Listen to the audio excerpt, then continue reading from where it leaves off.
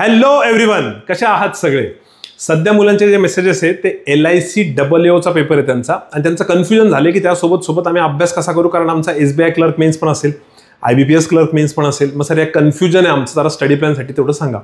तर हे बघा, LIC-AAOसाठी कन्फ्युजन नका ठेवू, कारण त्यासाठी जे कॉन्ट आणि रिझनिंग तुम्ही करणार आहे ते इन अ वे तुम्हाला SBI साठी आणि IBPS क्लर्कसाठी फायद्याचं आहे. त्यामुळे मला वाटत नाही की तुम्ही कॉन्ट आणि रिझनिंगचं टेन्शन घ्यायला पाहिजे.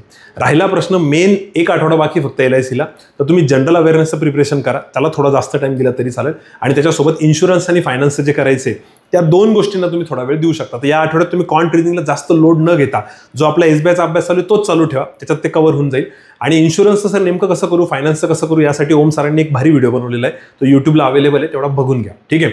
आता राहिलं डिटेलमध्ये जायचं की सर मग आता पुढचा अभ्यास कसा करू. एक 15 तारखेला SBIचा पेपर राहील, 29ला IBPSचा राहील, तर ते आपण संडेच्या अपकमिंग विकली टॉकमध्ये कव्हर करून टाकू. ठीक आहे. पण LICचं वेगळं स्पेशल टेन्शन घेऊ नका, कारण त्याचं कॉन्ट रिझनिंग जे तुम्ही करताय ते तुम्हाला पुढे कामात येणार आहे. म्हणजे तुम्ही समजून घ्या की ते पुढच्या याच्यासाठीच आपण प्रिपेअर करतोय. म्हणजे LICसाठी फक्त तुम्हाला एक आठवडाभर GAचं आणि इन्शुरन्सचं करायचं आणि फायनान्सचं करायचं, ते ओम सरांनी तुम्हाला व्हिडिओमध्ये सांगितलेलं आहे. ठीक आहे.